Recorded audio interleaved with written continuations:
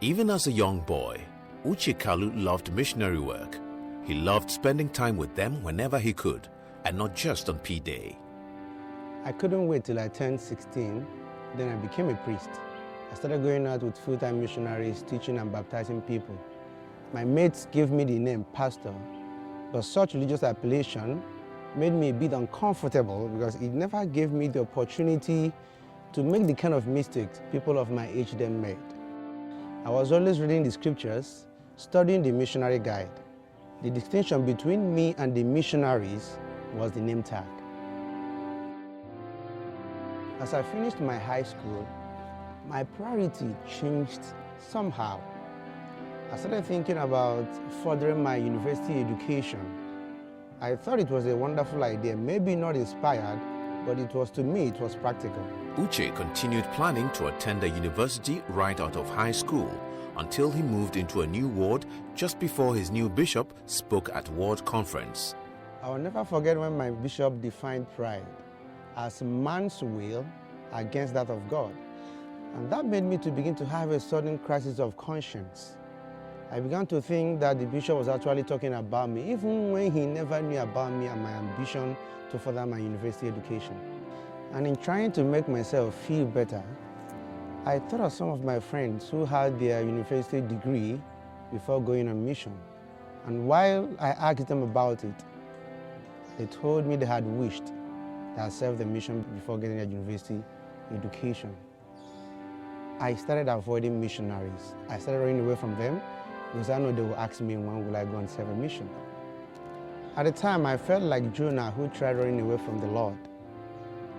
In going to preach to the people of Nineveh, I felt I could have been swallowed by the whale. Then I thought about the book of Doctrine and Covenants, section 11, verse 21, that says, "Seek not to declare my words, but first seek to obtain it. And then shall your tongue be loosed.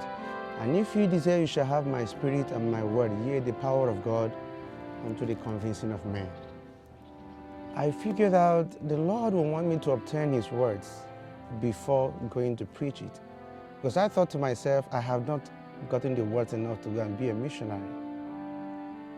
But within me, I heard a still small voice that said, "Young man, you know you have gotten enough that you need to go and be a missionary."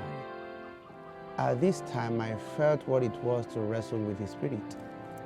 And the Spirit was winning. But finally, I had to yield to the Spirit. At this time, I felt the peace within me. It was so good and pleasant. After turning his will over to God and turning in his mission papers, Uche was called to serve in the Nigeria Enugu mission. There, he worked hard while serving the Lord. Till this day, the memory of serving a full-time mission brings me an indescribable joy. It is the best thing I could have done before my university education. It gave me a whole lot of confidence. I could ask questions, I could search for answers.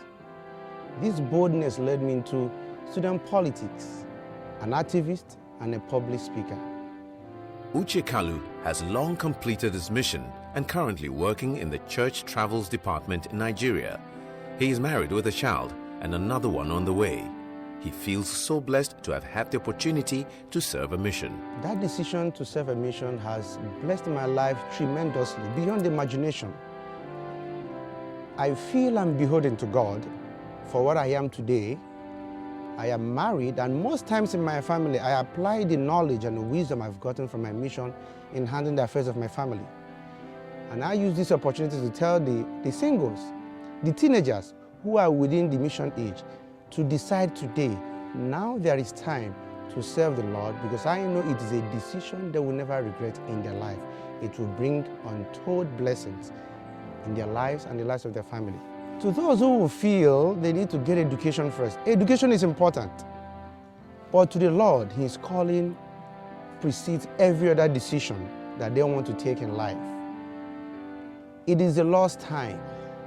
If we make the lost time our priority, time will come the Lord will make our own time his priority. Today I can speak authoritatively that the Lord has paid me back that time that I felt that was lost.